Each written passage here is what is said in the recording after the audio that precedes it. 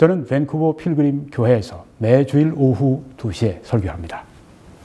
예배가 마치면 애국보수 시민 시국자담회가 곧 열리게 되는데요. 아주 유익하고 뜻깊은 시간입니다. 꼭 참석해 주시기를 바랍니다.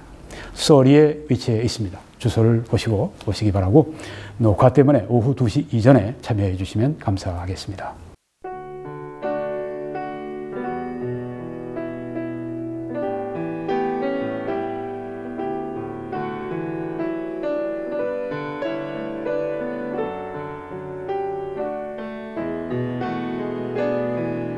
안녕하십니까. 오늘은 박정희 대통령, 교사, 군인, 혁명가, CEO, 화보로 만나다, 이런 제목으로 말씀을 드리겠습니다.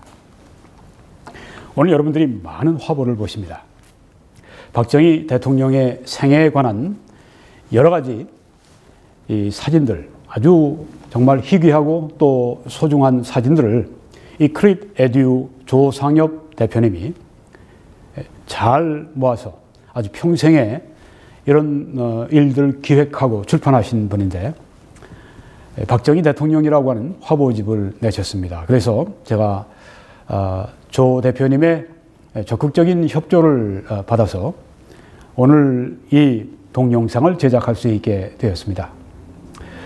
저는 이 동영상을 이번에 만들면서 박정희 대통령에 대해서 많이 배웠습니다.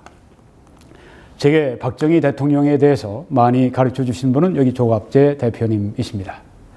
제가 작년에 한번 가서 직접 뵙고 아주 귀한 대화를 나눴는데요. 그래서 이 조 대표님, 조갑재 기자님이 지금 48년 동안 기자 생활을 하시면서 이 한국의 이 근대사, 현대사에 대해서 아주 꿰뚫고 계신 분입니다. 뭐 역사나 사회 아주 박식한 분이지만은 특별히 이 박정희 대통령에 관해서 연구를 많이 하셨습니다. 13권이나 되는 전기를 쓰셨고요. 그래서 이 조 대표님은 아주 탁월한 한국의 박정희 연구가이십니다. 그래서 이분이 전하시는 모든 박정희 대통령에 대한 동영상을 제가 다 봅니다. 여러 번 봅니다. 어떤 것들은. 그런데 이제 그 박정희 대통령을 이렇게 보통 넷으로 이렇게 나누어 설명하십니다. 교사로서의 박정희 대통령, 군인, 혁명가, CEO, 경영자로서의 박정희 대통령을 그렇게 소개하시곤 하는데요. 그래서 오늘 제가 조갑재 대표님의 자료를 아주 많이 제가 사용을 하겠습니다. 그분의 논리도 제가 사용할 것이고, 왜냐하면 제가 아주 충분히 공감을 하고 있기 때문에 그렇습니다. 그래서 오늘 제가 여러분에게 전해드리는 지식이 저거 정말 참 좋다, 저거 참 필요하다, 그럼 이 조 대표님께 감사를 하시면 됩니다. 네, 저도 이번에 많이 배웠습니다. 또 준비하면서 박정희 대통령의 생애가 나의 생애에도 아주 큰 플러스 영향이 되었구나. 그래서 이 박 대통령에 대한 하나의 트리뷰트, 이번에 대한 우리 한국에 또 그 중에 하나인 저에게 이분이 행하신 그런 아주 귀한 일에 대해서 감사하고 보답하는 그런 마음을 제가 가지고도 이번에 이 동영상을 제작하게 되었습니다. 박정희 대통령, 저는 조금 더 첨가해서 제가 말씀드리려고 합니다. 아들로서의 박정희 대통령, 학생, 교사, 군인, 혁명가, 그리고 CEO, 가장으로서의 박정희 대통령, 박정희 대통령의 국내적인 평가, 세계적인 평가, 이런 것들을 제가 말씀드리겠습니다. 박정희 대통령은 1917년 11월 14일 경상북도 선산군 구미면 상모리에서 출생했습니다. 현재는 경상북도 구미시 상모동이 바로 출생지가 됩니다. 이 구미시는 아주 내륙에 속해 있는데요. 김천과 이 대구 사이에 위치해 있는 그런 도시입니다. 경북에서는 두 번째로 큰 도시라고 하는데 지금도 그러지 않을까 생각을 하고 있습니다. 먼저 아들 박정희에 대해서 말씀을 드리겠습니다. 이 박 대통령 보게 되면 어렸을 때부터 아주 자세가 꼿꼿하고 이렇게 씩씩한 그런 모습을 가진 것 같습니다. 저기에도 보면 아주 뭐 바지도 아주 이렇게 잘 데려서 아주 이 멋을 낸 그런 그 스타일인데, 옆에 어머니가 계시고 아들 박정희는 이 어머니의 사랑을 아주 듬뿍 받았다고 합니다. 조갑재 대표님의 이야기를 들어보면 어머니의 사랑을 많이 받았기 때문에 나중에 사람들을 사랑하는 사람이 되었다. 심지어 그 김대중 씨 같은 사람도 그때 야당했을 때 이제 박정희 대통령을 독대한 경우가 한 번 있었는데, 자기가 가서 박정희 대통령을 만나고 나니까 겉으로는 이렇게 엄숙하고 차가운데 아주 사람이 참 따뜻하더라. 김대중이라고 하는 그 사람도 그렇게 얘기한 걸 제가 본 기억이 납니다. 왜 그랬는가? 어머니의 사랑을 담뿍 받았기 때문에 그것이 아주 그 인격에 큰 영향을 미쳤다고 하는 거죠. 그래서 조갑재 선생께서는 이제 밑변이 넓으면 더 높이 올라가는 것처럼 어렸을 때 어머니의 사랑을 담뿍 받았기 때문에 박정희 대통령도 높이 올라갈 수 있었다. 이렇게 말씀을 합니다. 네, 참 중요한 말이죠. 어머니의 사랑을 많이 받았다.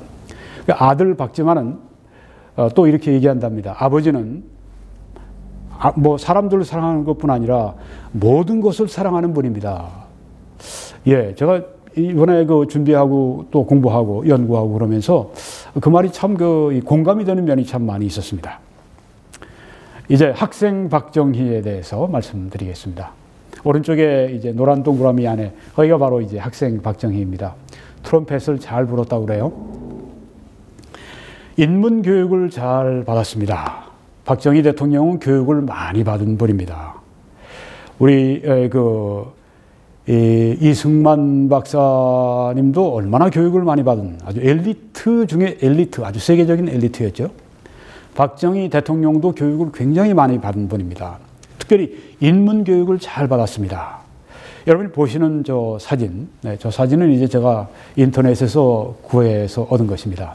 오늘 사진에 박정희 대통령에 관한 그런 그 흑백 사진은 뭐 다 아까 말씀드린 크릿 에듀 조 대표님이 제게 제공해 주셨고, 여러 가지 컬러 사진이 나옵니다. 그건 주로 제 사진이나 제가 찍은 사진이나 아니면 제가 또 다른 데서 가져온 사진들인데요. 네.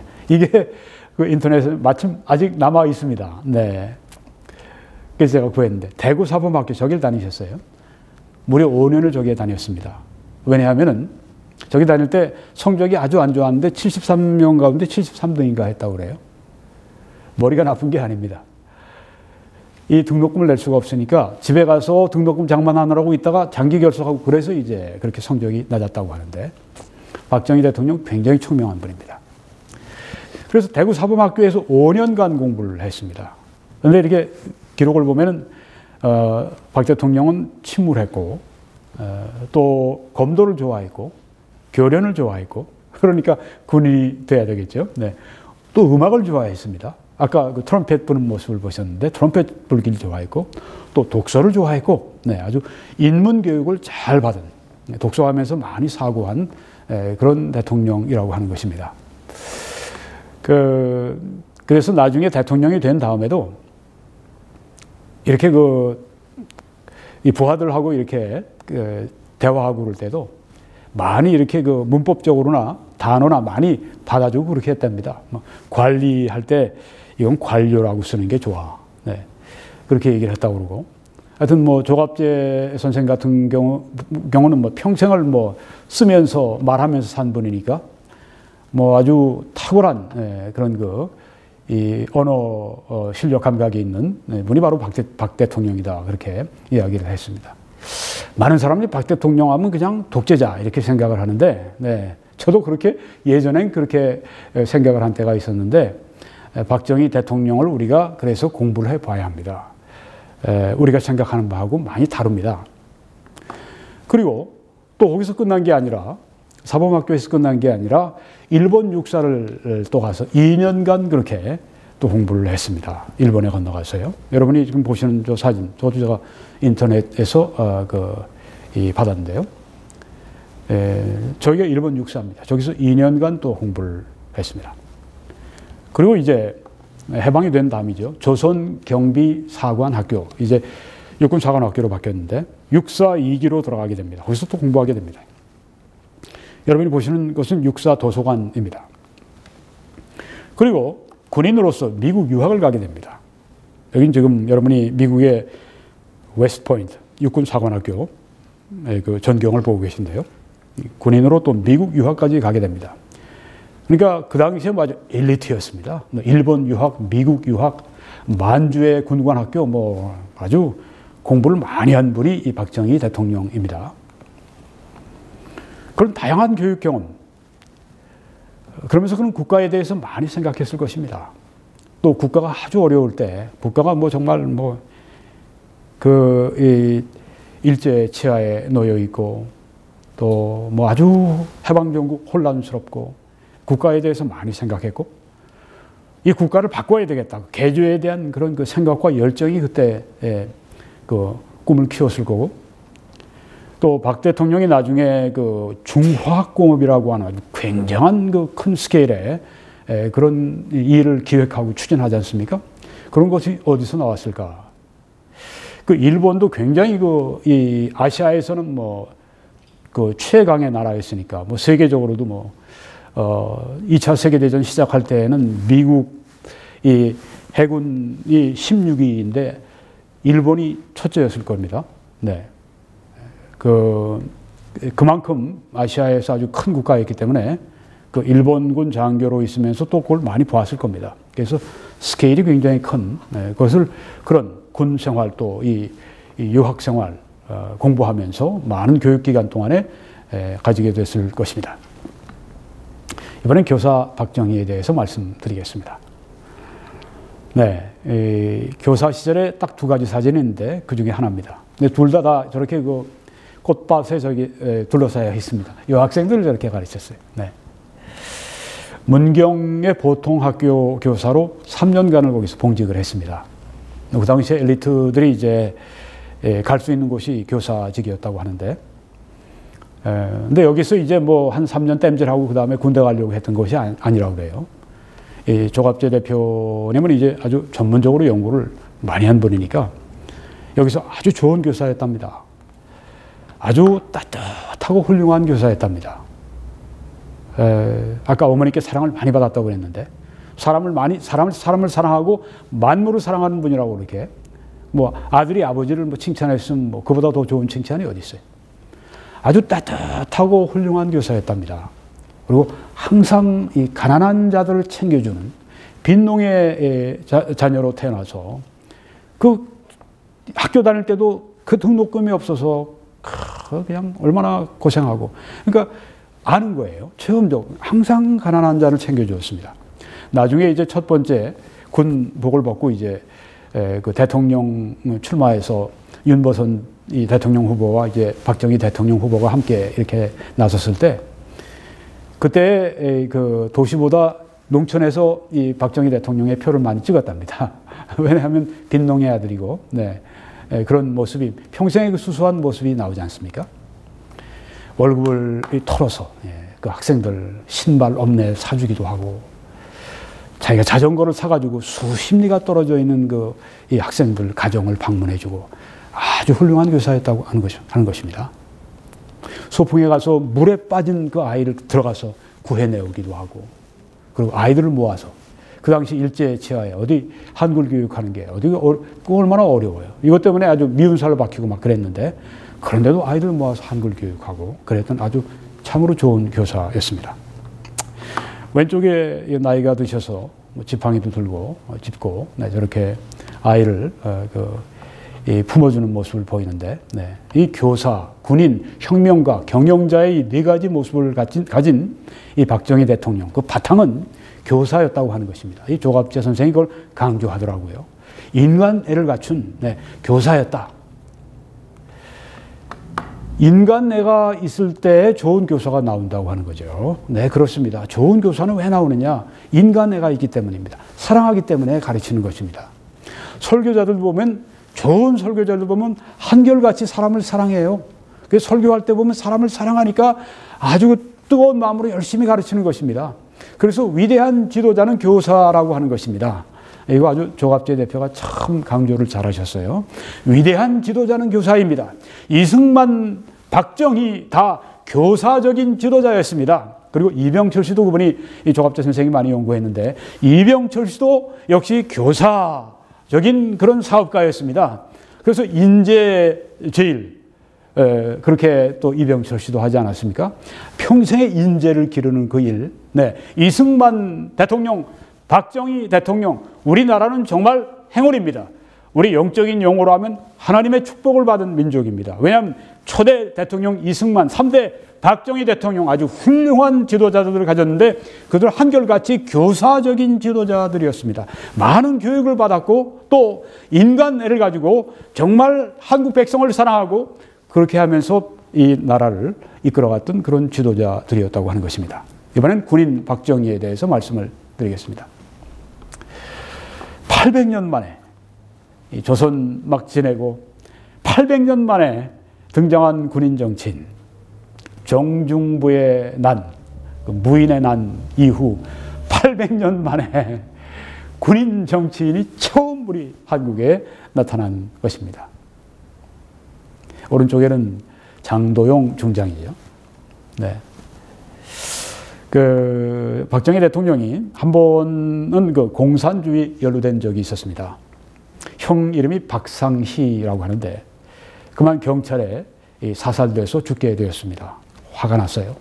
그런데 이제 누구의 권유 때문에 공산당에 가입을 했습니다. 남로당에 연루가 된 것입니다.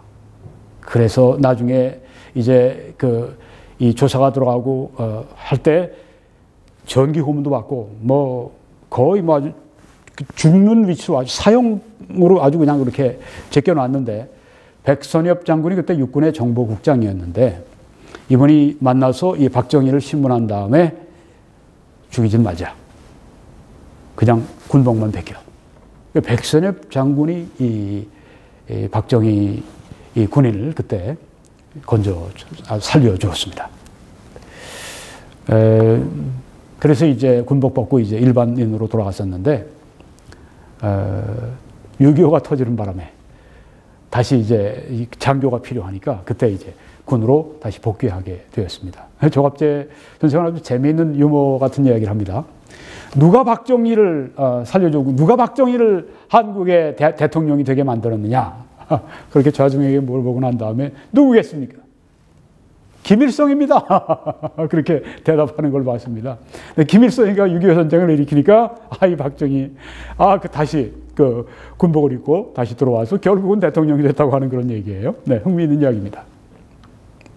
근데 박정희 대통령은 공산주의 연루된 적은 있지만 나중에 이제 남로당에 관한 그 모든 조직들을 다 이제 풀고 다 그렇게 해서 정보를 알려주고 그래서 이제 살아나고 한 이유도 됐는데 이론적으로 공산주의자였던 적은 없었다고 하는 것입니다. 네, 조갑재 선생이 강조합니다.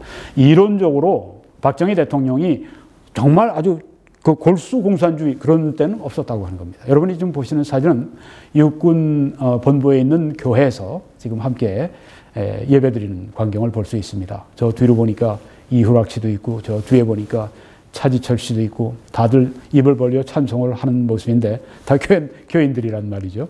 앞에 박정희 대통령은 지금 이렇게 찬송가를 들고는 있는데 그냥 입은 다물고 이렇게 잠잠히 있는 모습을 보여주고 있습니다. 네.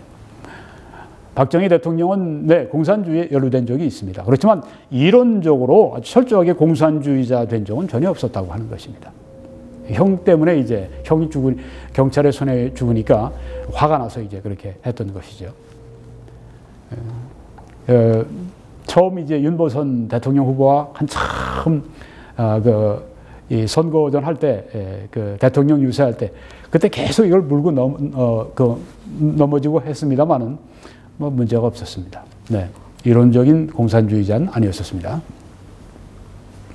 제가 이렇게 박정희 대통령이나 박근혜 대통령을 이렇게 위한 그런 동영상을 하게 되면 꼭 다는 사람들이 있어요, 댓글로.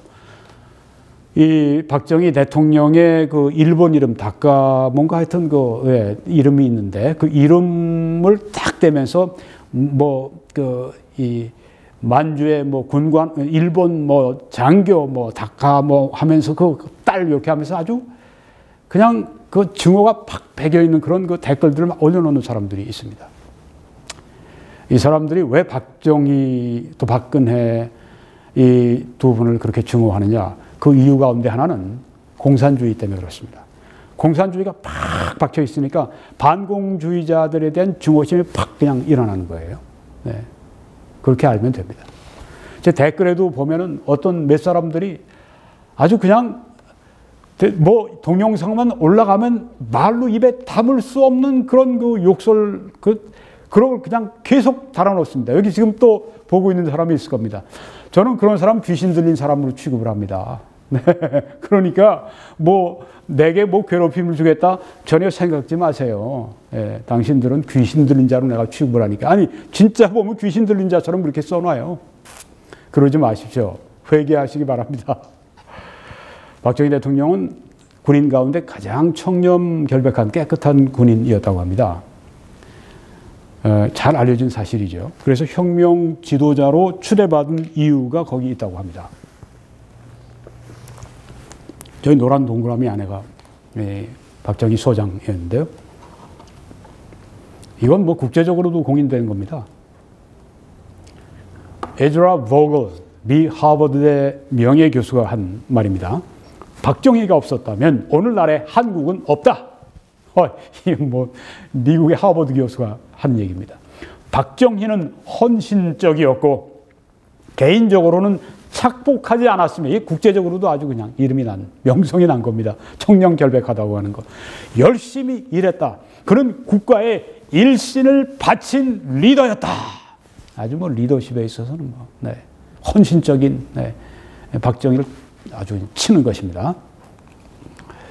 또 박정희 대통령은 군인 시절에 아주 총명한 것으로 소문이 났고 또 똑똑하면 좀 건방지고 그러셔서 아주 참 이 사람들한테 눈살 찌푸리고 이렇게 하게 만드는데 겸손했다고 그래요.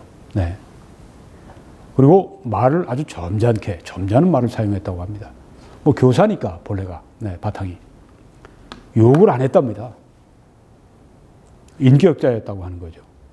교사적인 품성이 있었다고 하는 겁니다. 우리가 겉으로 아는 이 박정희 대통령과 전혀 다른 겁니다. 그 안에 들어가서 박정희라고 하는 인간을 샅샅이 조사해본 이 조갑재 대표 같은 분, 다른 분들도 있지만 이런 인격이 있었다고 하는 것입니다. 그리고 강한 군대의 시대를 열었습니다. 800년 만에 군인 정치인이 되었는데요. 조선이 그렇게 침략을 많이 당하고 그리고 문제가 많이 있었던 이유 가운데 하나는 상무 정신이 없었기 때문입니다.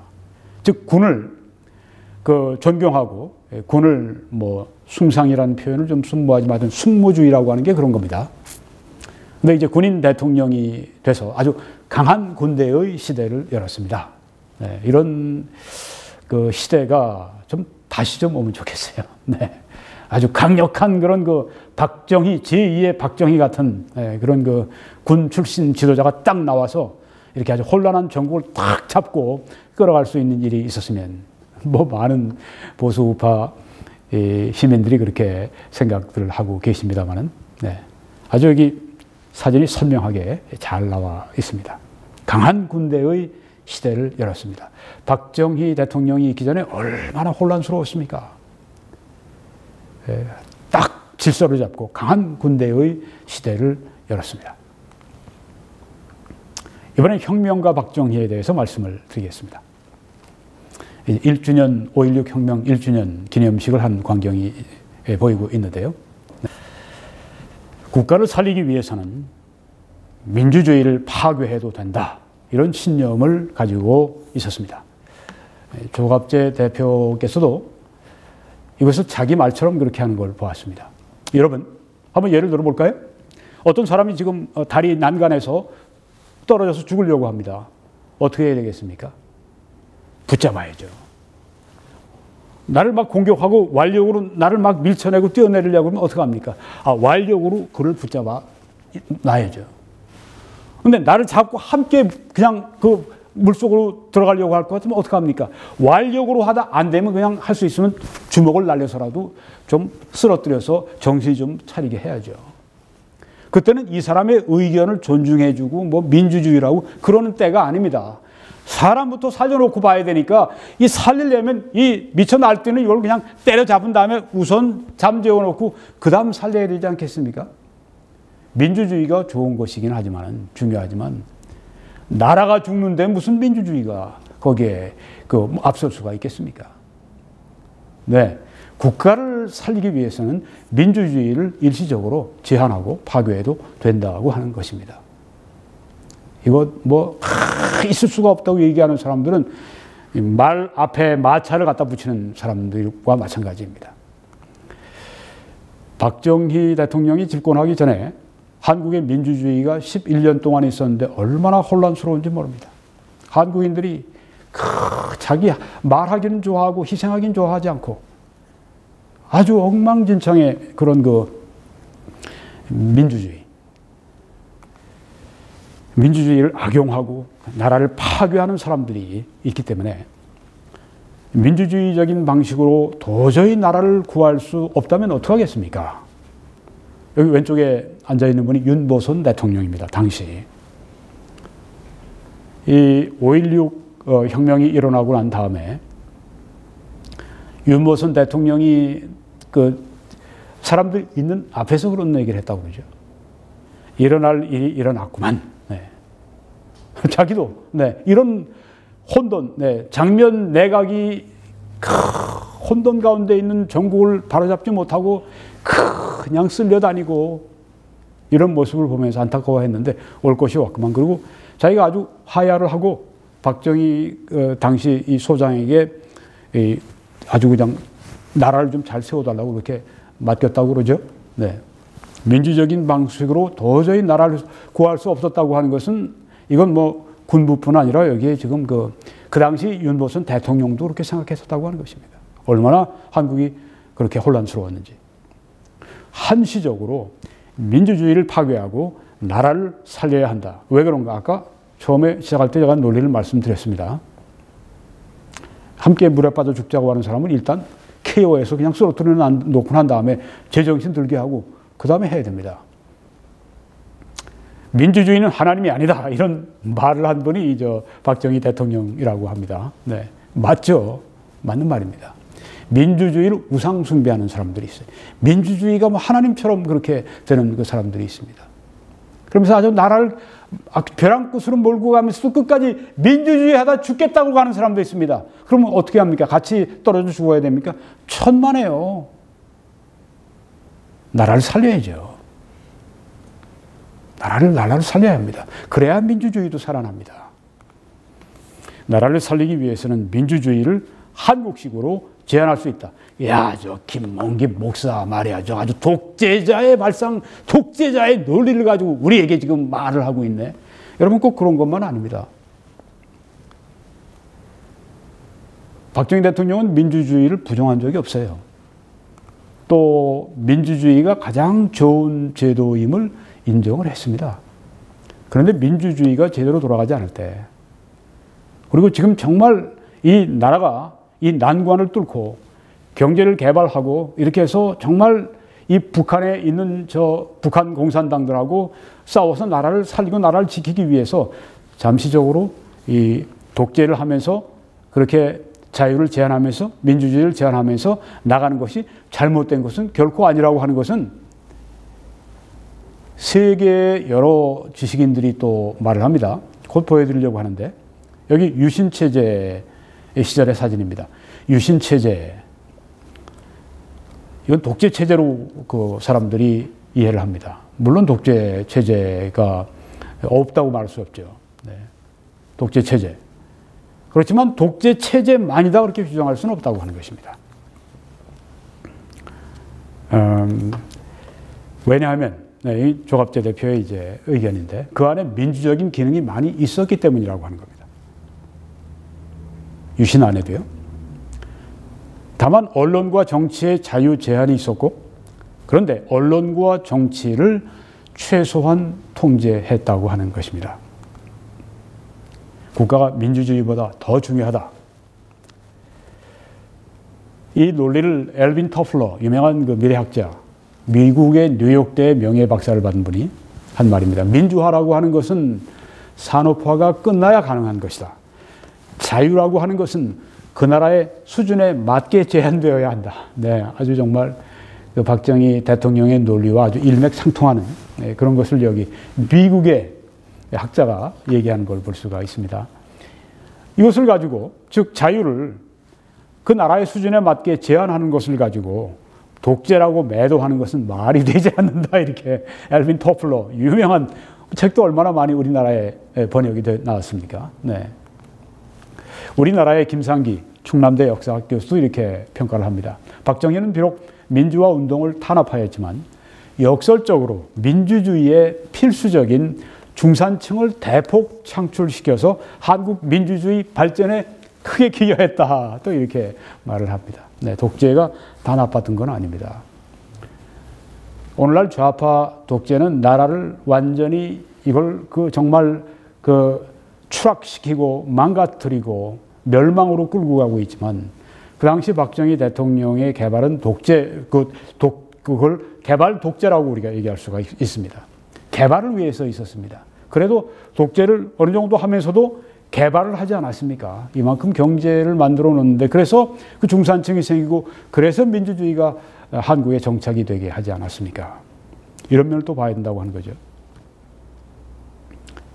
박정희 대통령은, 조갑재 대표는 역사의 참된 진보 세력이다. 그렇게 말을 합니다. 네, 요새 좌파가 진보, 프로그레시브, 진보 세력이 좌파다. 그렇게 얘기를 합니다. 어떻게 좌파가 진보 세력이 될 수가 있습니까?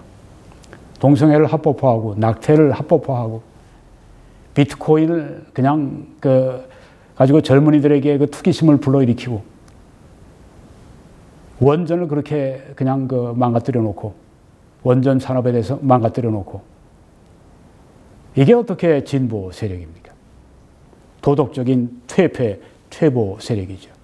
전에 제가 좌파를 죄파라고 얘기한 적이 있었습니다. 왜냐하면 동성애 문제 그리고 또 낙태 문제 이런 것들을 놓고 제가 얘기할 때 이 좌파는 한결같이 도덕적인 면을 거기에서 인정하지 않고 인권 운운하면서 그 사람들의 표를 의식하고 그렇게 해서 이 좌파 정부는 그런 성경에서 말하는 도덕적인 이 죄로 말씀한 것들을 퍼뜨리는 그런 정부가 되는 것입니다.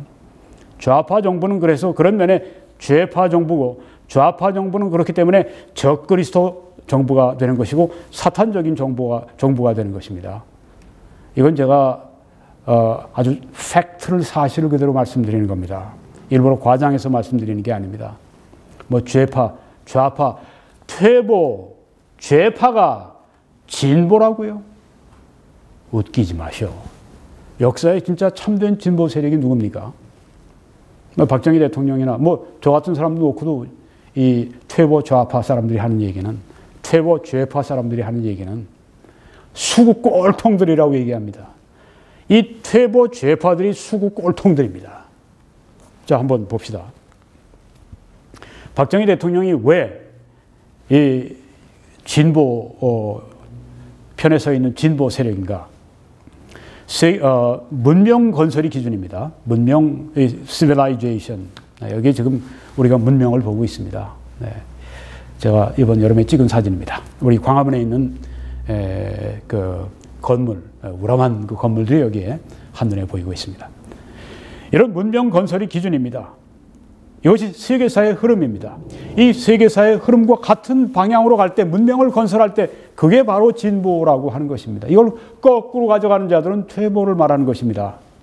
또 그렇게 해서 국민을 행복하게 만들어주는 것, 이게 바로 진보라고 하는 것입니다. 이걸 박정희 대통령이 했다고 하는 것이죠.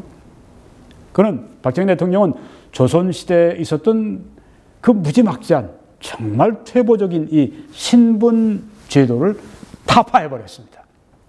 그래서 역사의 바로 진보 세력이라고 하는 것입니다. 또 예전에 조선시대는 산업공상 이렇게 해가지고 정말 아주 이 기업인들 또 그때 장사꾼들 아주 이런 농민들, 뭐 군인들, 뭐 관리들 아주 그냥 그 천하게 여기고, 그러니까 조선이 그렇게 이 위대한 국가가 될 수가 없었던 거죠. 근데 과학자, 기술자, 관료, 기업인, 상인, 군인, 이 사람들을 역사의 전면에 앞세워서 아주 새로운 역사를 창출해냈습니다.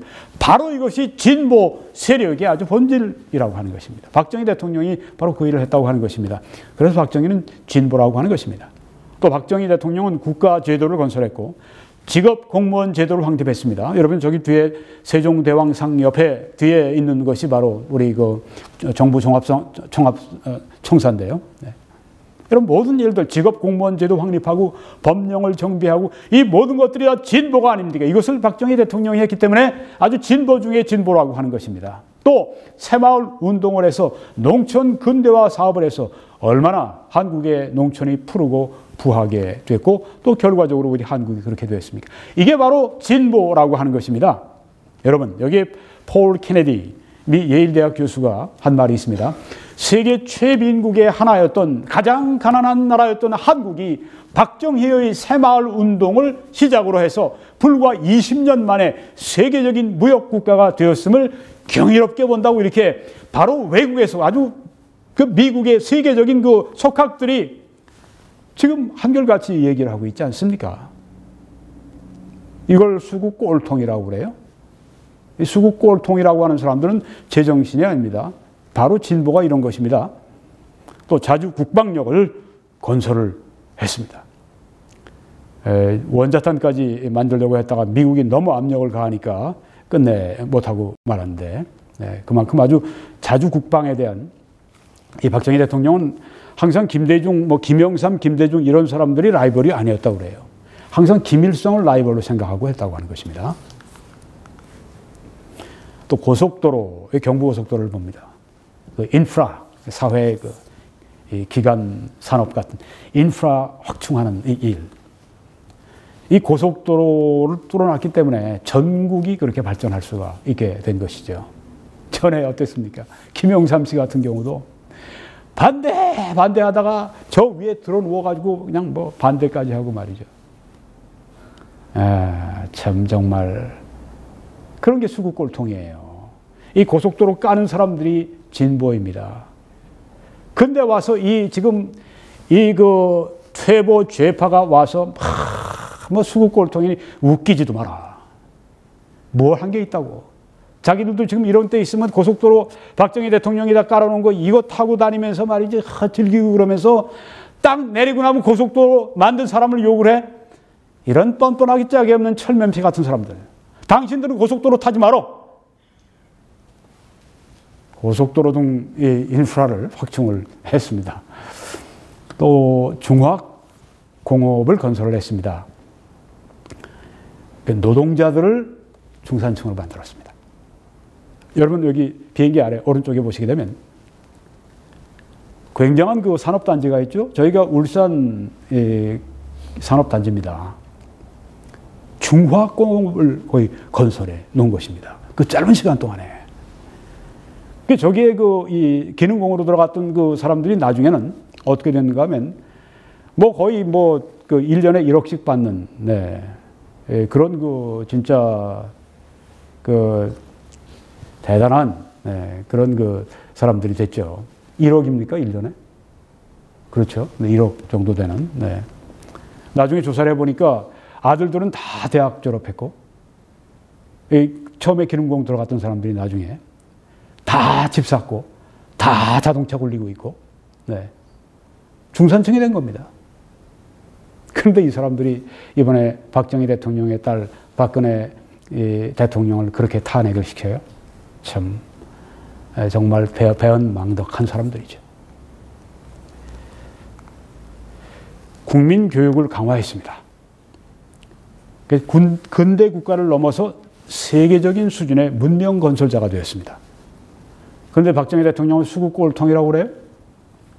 제정신입니까? 참된 진보 세력의 대표입니다.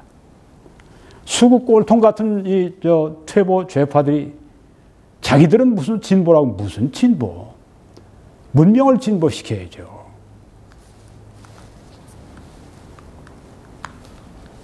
저희 보십시오. 그때 으쌰으쌰 하지 않았습니까? 증산하자, 수출하자. 네, 수출하는 사람이 그때는 최고의 애국자였었습니다.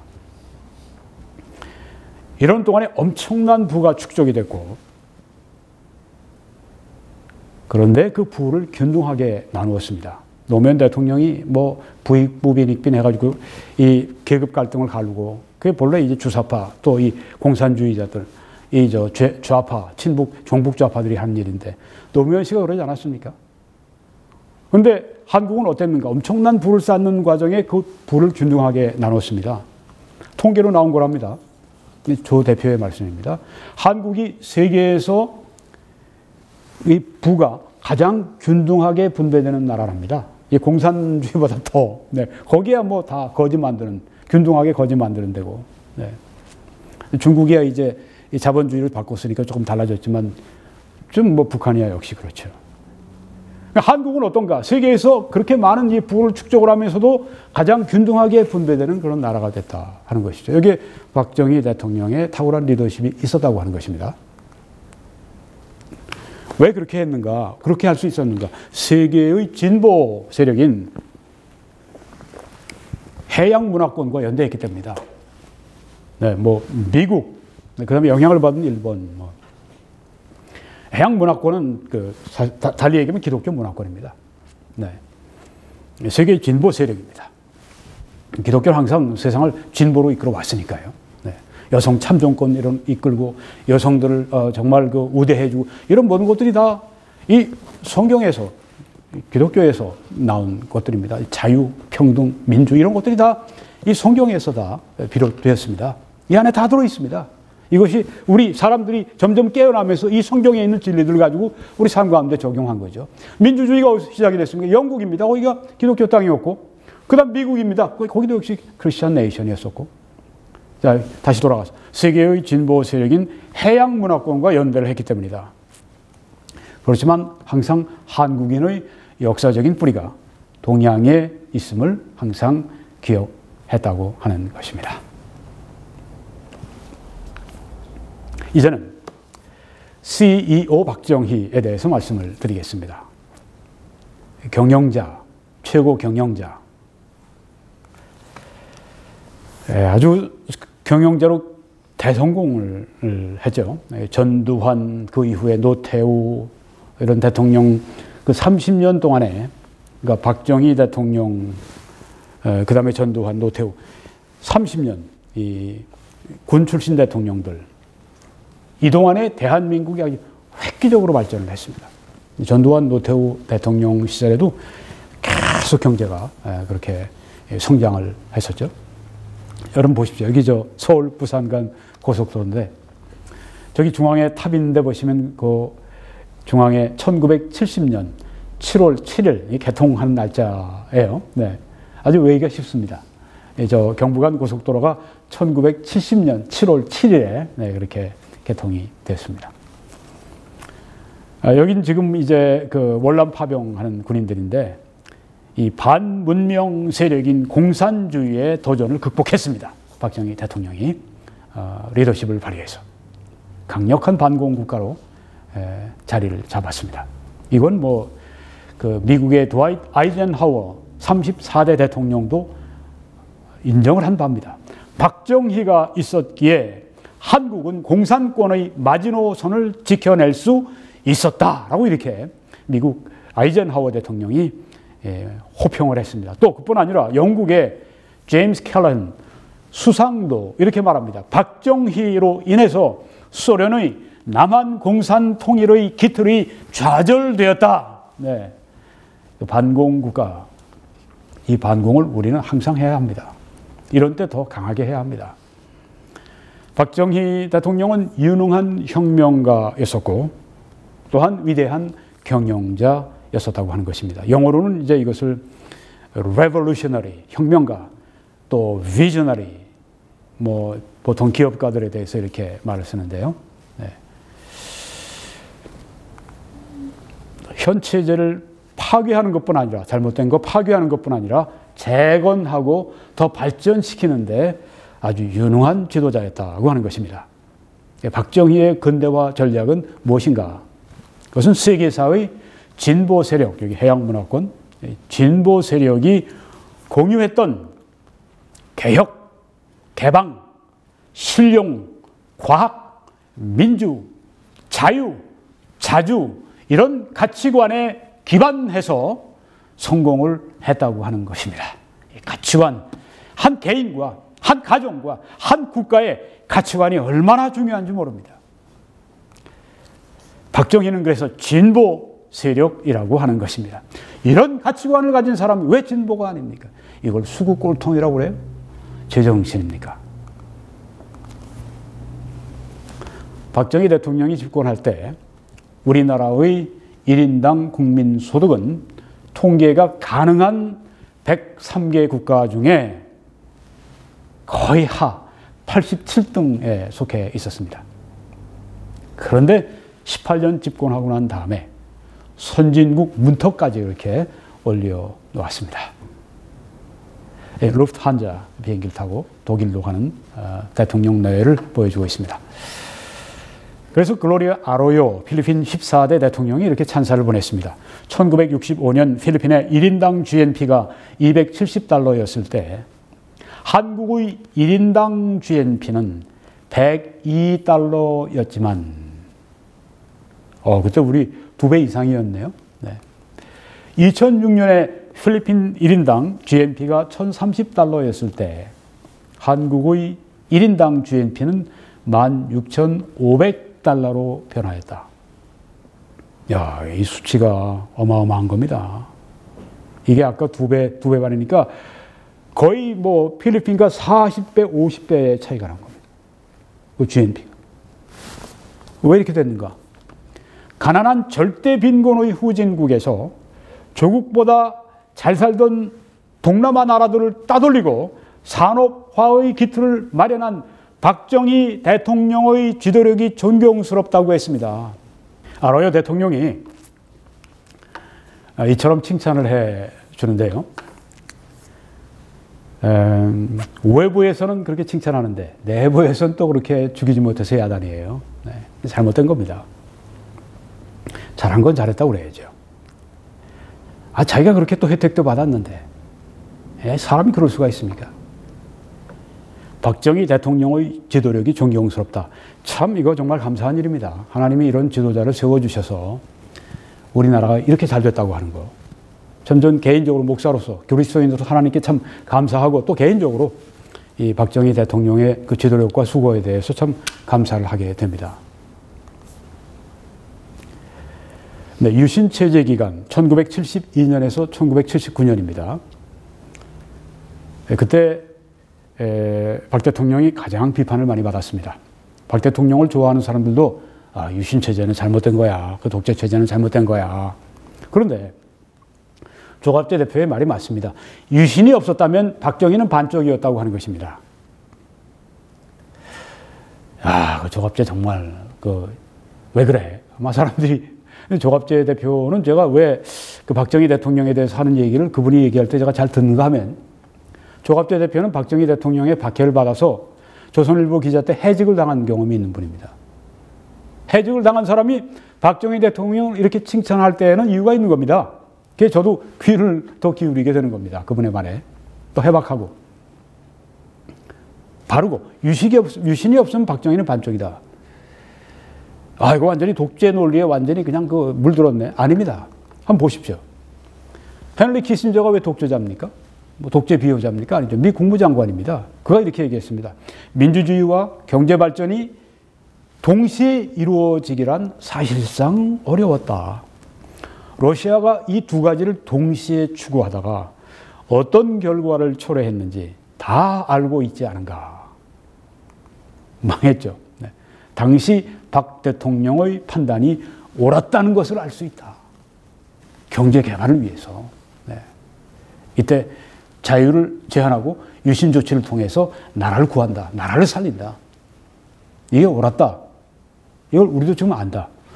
헨리 키신저가 한 얘기입니다. 또 퇴보 좌파들이 또 그러겠습니까? 키신저 수구 꼴통이라고. 그랬다간 세계적으로 망신사니까 그런 얘기 하지 마십시오. 네. 자, 이 유신 때문에 어떤 일이 있었는가? 중화학 공업 구조로 우리 한국이 바뀌는 것입니다. 경공업이 아닙니다. 이제 중화학 공업으로 구조가 바뀌는 겁니다. 오늘 세계적으로 한국의 삼성이나 뭐 현대 이런 것들이 막 그냥 LG 막 날아다니는 것은 이때 바로 유신 때 중화학 공업 구조로 바꾸었기 때문입니다. 의료보험을 시작을 했고요. 새마을 운동을 시작을 했고요. 중동으로 진출했습니다. 70년대 두 차례 아주 세계적인 그 심한 석유 파동이 있는데 그걸 극복하고 선진국으로 가는 아주 막차를 탔다고 하는 것입니다. 조갑재 선생이 이걸 강조합니다. 선진국으로 가는 막차를 이때 탔다. 이때 만약에 유신하고 이때 만약에 하지 않았으면 우리는 선진국으로 갈 수 없었다. 이런 이야기입니다. 박정희 대통령이 잘한 일 가운데 하나가 이 공고를 많이 세워서 기능공들을 100만 명을 양성을 했습니다. 그래서 뭐 현대 뭐 이 삼성 다 키운 분이 이제 여기서 나온 겁니다. 그리고 전두환 대통령 시대에 들어가서는 100만 명을 더 키워서 200만 명까지 양성을 했고 그 결과 한국이 아주 중화학 공업을 선도하는 그런 국가가 됐다고 하는 것입니다. 이 탁월한 리더십. 그래서 조갑재 대표는 이렇게 얘기합니다. 박정희 대통령은 최악의 조건에서 최단 시간에 최소한의 희생으로 최대의 업적을 남긴 인물이다. 아주 정말 잘 표현을 잘했습니다. 최악의 조건에서 최단 시간에 최소한의 희생으로 최대의 업적을 남긴 인물이다. 박정희 대통령은 정치적으로 암살을 하라고 명한 적이 한 번도 없다고 합니다. 이 조갑재 선생은. 네, 그래서 박정희 대통령은 정치적으로 사람을 죽인 적이 없다. 네, 그렇게 말을 합니다. 저도 그 말을 믿습니다. 문명 건설의 챔피언이다.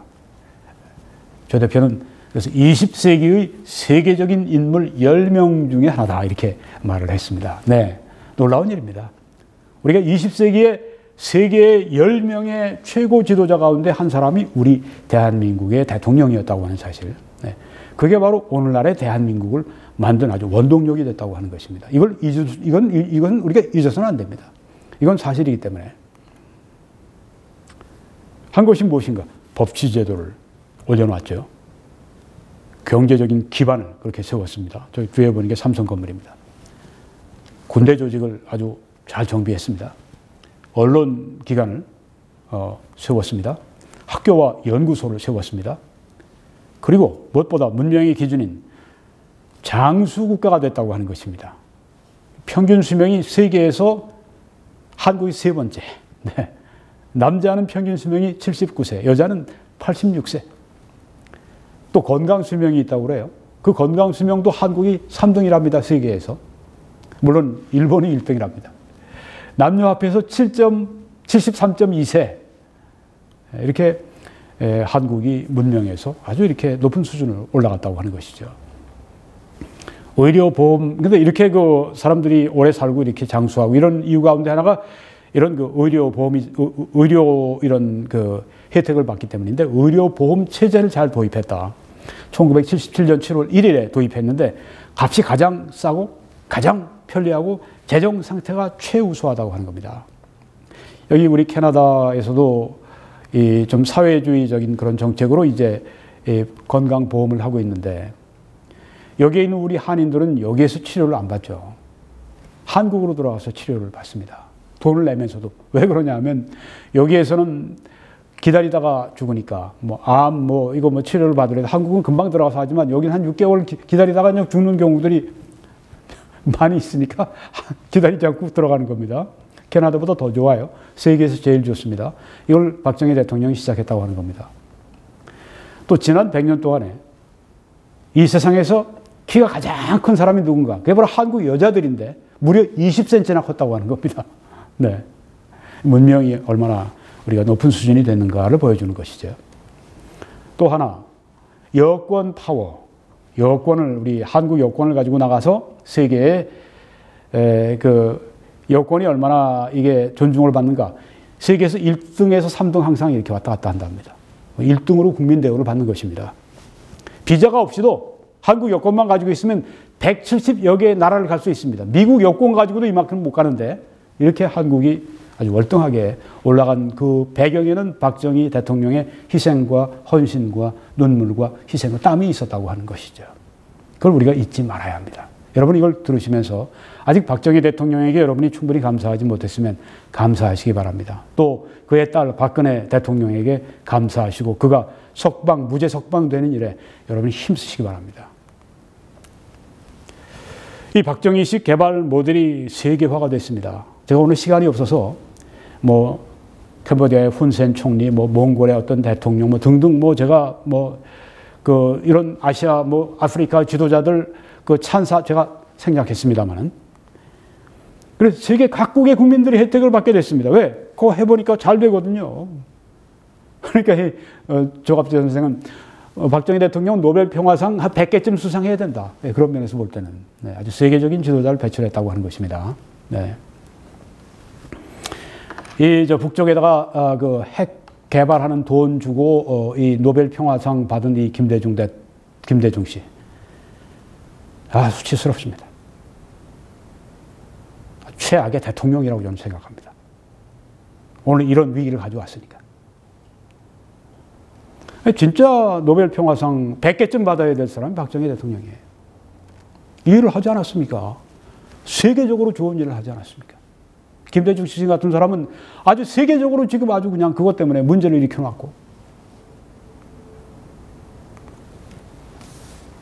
근데 한국의 발전의 모든 공을 다 박정희에게 돌릴 수는 없습니다. 네, 이렇게 조갑재 선생이 얘기를 하는데. 그러나 그는 가장 중요한 사람이었다. 맞습니다. 네, 그 지적이 맞습니다. 이승만 대통령과 더불어서 한국의 문명 건설에 가장 큰 공로자고 진정한 영웅이 있다면 바로 박정희 대통령이라고 하는 것입니다. 이건 팩트입니다. 요새 친북 좌파 정부에서 박정희 대통령 지우려고 별별 짓을 다 하죠. 심지어 동상을 박정희 대통령 기념관 안에도 못 세고 이런 미개한 나라가 어디 있습니까? 네? 세상에 이런 정말 미개한 나라가 어디 있어요? 아니, 박정희 대통령의 동상이 기념관 안에 있는 게 당연하죠. 그걸 못하게 만들어요. 참, 정말 못됐어요.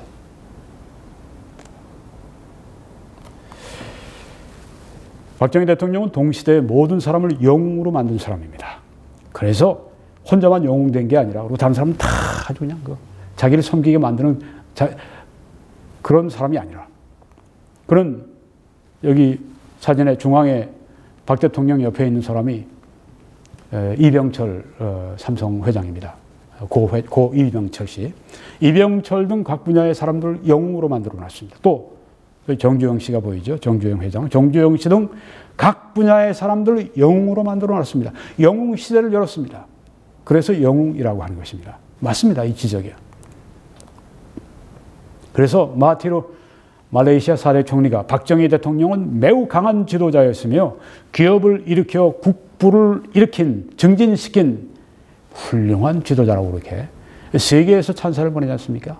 그런데 국내에서는 박정희 대통령을 지우지 못해서 야단이에요. 참 아주 심보가 나쁜 사람들입니다. 그러면 안 됩니다. 벌 받아요, 그렇게 하면. 그래서 박정희 대통령 아무리 지우려고 해도 이 나라 전체가 보이는 게 다 박정희 대통령의 뮤지엄, 박물관이다, 그렇게 얘기하지 않습니까?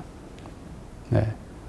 그렇게 못된 짓 해도 결국은 때가 되면 다시 정상화가 되면 이제 그런 일도 바로 잡힐 겁니다. 조금만 참고 인내하십시오. 네. 여기는 지금 독일의 한 국정교과서에 나온 이야기인데, 남한은 세계 경제로 통합되었다.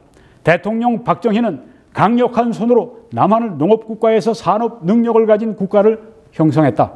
수도 서울은 비약적으로 성장했다. 독일 국정교과서 중학교 지리 109쪽에 나와 있습니다. 그런데 우리 한국의 국정교과서는 만들지도 못하게 하고, 교과서에서는 이제 그런 것들 다 빼요? 별별 짓 다 합니다. 지금 평양, 광주에서 평양으로 수학여행을 간다고요? 정신 나갔습니다. 이제는 가장 박정희를 말씀드려야 되겠습니다. 거의 마쳤습니다. 네. 다정했던 때 그 모습 제가 뭐 특별히 설명이 필요가 없습니다. 여러분이 이런 사진들 제가 오늘 보여드리는 것은 이 책의 한 5%도 되지 않습니다. 또 여러 가지 아주 중요하고 좋은 사진들을 제가 못 보여드립니다. 네, 이런 사진들. 총천연 세액은 이거 하나하고 또 하나밖에 없어요. 이제 자선단체 이제 그 유교사가 이제 개최했는데 박 대통령이 와서 맞이하는 그 모습입니다. 아름다운 모습입니다. 박 대통령이 참 사랑했죠. 그 유경수 여사를요. 네. 그래서 자녀들이 여기 있는데, 네. 아주 참 이걸 보면서 마음이 참 아립니다. 네. 저기 박근혜 대통령 지금 그렇게 구속되어 있는 거 보면 참 정말 마음이 아픈데, 네. 기도하시기 바랍니다. 무죄 석방되도록. 이제 5, 6일 후면 또 선고가 나오게 되는데, 무죄 석방될 때까지 계속 싸워야죠. 네. 1974년 8월 15일 국립극장에서 식을 하는 도중에 그때 문서광 흉탄에 맞아서 유경수 여사가 영부인이 사망하게 됩니다. 이제 그 운구차 뒤에 박정희 대통령이 저렇게 서서 안타까워하는 모습이 잡혀 있습니다. 참 이 사진 정말 그 안타까운 모습이 여기 있죠. 네. 운구차가 앞으로 가는 것을 멀리 뒤에 지켜보고 있는 대통령. 이 돌아가시고 난 다음에 아주 급격하게 여러 가지 면에서 박 대통령이 그 충격을 많이 받았습니다. 영부인의 그 행렬이 운구차가 지나갈 때 연도에 모인 우리 시민들입니다. 그로부터 5년 후 1979년 10월 26일 날 박 대통령이 시해를 당하게 됩니다. 고인인 유경사를 먼데 잊지 못하고 사랑하고 5년 만에 이제 그 뒤를 따라가게 됐습니다. 운구차가 여기에 지금 사진으로 보여지고 있습니다. 내 일생 조국과 민족을 위하여. 네. 이 박정희 대통령이 아주 명필이라고 그러죠. 네. 정말 그런 게 보입니다. 네. 이 책 안에 이 박정희 대통령의 이런 휘호가 여러 개가 있습니다. 네. 이런 거 뭐 좀 크게 액자로 해서 프린트아웃해서 이렇게 달아놓고 해도 굉장히 좋을 것 같아요. 네. 내 일생 조국과 민족을 위하여. 네. 이 말은 헛말이 아닙니다. 실제로 그렇게 살았던 분입니다. 그래서 우리가 감사함이 있습니다. 그래서 일본 총리 다나카는 박정희의 죽음은 한국에서 일어난 일 중 가장 비극적인 일이었다. 이를테면 날개를 달고 승천하려는 호랑이의 날개가 잘린 것 같은, 이렇게 안타까움을 이 일본 총리가 표현을 했습니다. 자, 그러면 박정희 대통령의 이 세 가지 실패에 대해서 이 조갑재 대표가 평가한 걸 제가 보여드리려고 합니다. 뭐 여러 가지 얘기가 있겠지만 뭐 이 한 분만으로 제가 이 평가를 드리려고 하는데, 박정희 대통령의 한글 전용 정책이 잘못됐다. 그래서 한국 사람들이 이 한자가 많은데 한 70% 정도는 한자고, 그래서 그걸 뜻을 알아야 해석이 되는데, 네. 이게 우리 안 좋은 영향을 미쳤다. 그리고 평준화 정책, 명문고를 없앤 거, 이거 잘못된 것이다. 그리고 통치 철학을 이을 정치 세력을 키우지 못했다. 이것도 세 번째 박정희 대통령의 실패로 그렇게 이야기를 하고 있습니다. 전체적으로 보게 되면 박정희 대통령의 공과 과를 여러 사람 이야기를 종합해 보면 한 8대2 정도 되는 것 같아요. 공은 8, 과는 2. 뭐 어떤 사람은 7대3 얘기하는 사람도 있는데, 네. 오히려 외국에서 평가가 더 좋습니다. 칼터 에커트 하버드대 교수가 박정희는 조국 근대화의 확고한 철학과 원대한 비전을 바탕으로 시의 적절한 제도적 개혁을 단행했다. 매우 창의적이며 능률적이었다. 이렇게 호평을 해주었습니다. 그리고 미국의 36대 린던 존슨 대통령은 이렇게 말했습니다. 한국의 박정희 같은 지도자는 일찍이 본 적이 없다. 네. 대단한 호평이 아닐 수가 없습니다. 네. 미국 대통령이 이렇게 호평을 한다고 하는 것은 우리가 참 좋은 대통령이, 훌륭한 대통령이, 위대한 대통령이 있었다고 하는 것을 세계적으로 증명해 주는 것입니다. 여러분, 성경 말씀을 제가 잠깐 좀 보면 성경에는 이 다윗 왕이 나오는데 다윗 왕의 그 업적과 죄가 성경에 다 기록이 되어 있습니다. 다윗 왕이 무서운 죄를 지었습니다. 성경에. 도덕적으로 무서운 죄를 지고 살인도 하고 또 뭐 전쟁터에서 피를 많이 흘린 거는 뭐 그건 왕으로서 했다고 그래도 또 그 외에 또 하지 말아야 될 그런 그 사람들 괴롭히고 그렇게 한 일도 있었고, 그렇다고 성경이 다윗을 완전히 지우지 않습니다. 업적과 죄를 다 기록해 놓았습니다. 여기 성경의 시편 150편의 대부분은 다 다윗의 시편입니다. 하나님과의 관계, 교제, 그의 신앙의 일기입니다. 이거 다 여기 성경에 있어요. 근데 오늘날 이 퇴보 좌파들 하는 일을 보면 박정희 대통령을 아주 지우려고 하죠. 이 사람들이 왜 이렇게 미워하느냐? 뭐 민주화를 반대해서 그게 아닙니다. 그 사람들이 민주화 운동한 사람들이 아니라 김일성 운동한 사람들입니다. 주사파, 그건 아주 공산혁명 하려고 했던 사람들입니다. 아주 마음속에 그냥 이 반공 대통령에 대한 그 미움이 그들 안에 팍 박혀 있는 것입니다. 다 지우려고 하는데 그건 잘못입니다. 그렇게 해서는 안 됩니다. 오른쪽에는 성경에 아주 유명한 왕이 또 한 명 있는데 고레스라고 하는 왕인데 페르시아의 왕입니다. 그래서 사이러스 더 그레이트, 그 나폴레옹 대제, 알렉산더 대제 같은 그 사이러스 대제입니다. 성경에 여기에 대해서 한 말씀이 있습니다. 고레스에 대하여는 이르기를 내 목자 그가 나의 모든 기쁨을 성취하리라 하며, 여기 지금 고레스가 하나님의 목자라고 표현을 했습니다. 하나님의 기뻐하시는 바를 고레스가 행하기 때문에 정치가로서 왕으로서 그렇게 했던 것입니다. 물론 박정희 대통령보다 독재 말할 거 없었죠. 옛날이니까. 훨씬 더 죄 많이 지었겠죠. 네. 그래서 성경에 그를 내 목자라고 말씀했습니다.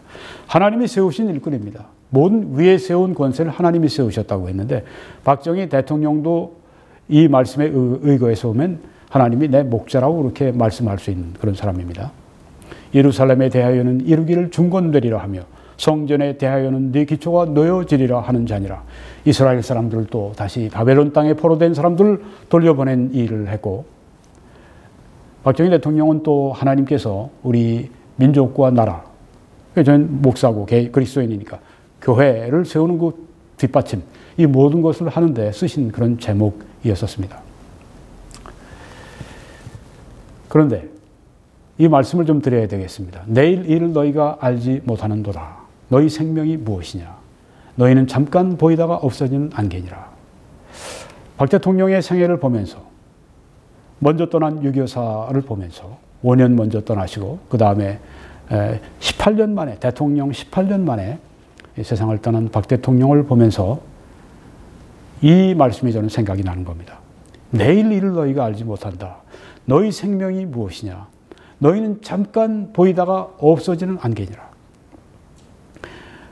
이 책에 보게 되면 박정희 대통령이 쓴 시가 이렇게 선별도에 나와 있습니다. 아주 멋진 시인데 그 중에 하나입니다.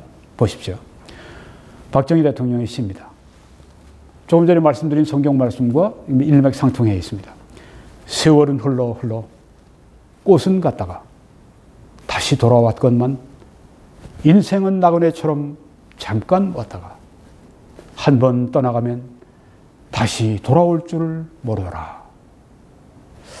아주 제가 이걸 읽으면서 박 대통령이 그 영부인을 생각하면서 아주 마음속에 깊은 사무치는 그 마음을 이렇게 표현을 했구나. 세월은 흘러 꽃은 갔다가 다시 돌아왔건만 인생은 나그네처럼 잠깐 왔다가 한 번 떠나가면 다시 돌아올 줄을 모르더라. 네, 한번 안개와 같은 인생 떠나면 다시 돌아올 줄 모릅니다. 그래서 저는 이 말씀이 또 생각이 납니다. 사람이 만일 온 천하를 얻고도 자기를 잃든지 뺏기든지 하면 무엇이 유익하겠느냐 하는 말씀입니다. 여러분, 그래서 여러분의 인생이, 여러분의 생명이 제일 중요합니다. 오늘 여러분의 생애 가운데 제일 중요한 여러분의 생명을 소중히 생각하시고 주 예수를 믿으시고 여러분의 영원히 구원받으시기를 간절히 축원합니다. 여러분, 오늘 제가 보여드린 이 아주 소중한 사진들, 또 뭐 휘호, 또 조금 전에 박 대통령의 그 시선, 이런 것들이 이 책에 다 들어 있습니다. 이 책에 보게 되면 화보가 있고요. 여러분이 보신 거 한 5% 정도밖에 안 됩니다. 네. 뭐 잠깐 이제 보여드리면 이런 화보들입니다. 네. 이 책, 박정희 대통령, 네. 아주 참 귀한 책을 박정희 대통령 탄생 100주년 기념으로 해서 하셨는데, 네. 휘호, 여러 가지 그 붓글씨, 또 시선, 네. 어록이 또 있습니다. 아주 주옥 같은 것들이 또 있더라고요. 네. 그래서 제가 설교자로서도 좀 사용을 할 것들이 많이 보이더라고요. 네. 그리고 연보가 쭉 다 되어 있습니다. 아주 좋은 교육적인 것도 있고, 네. 아름다운 시도 있고, 네. 박 대통령이 굉장히 뛰어난 팔방미인이다 하는 생각을 제가 가지게 됐습니다. 네. 아주 시도 잘 쓰고, 네.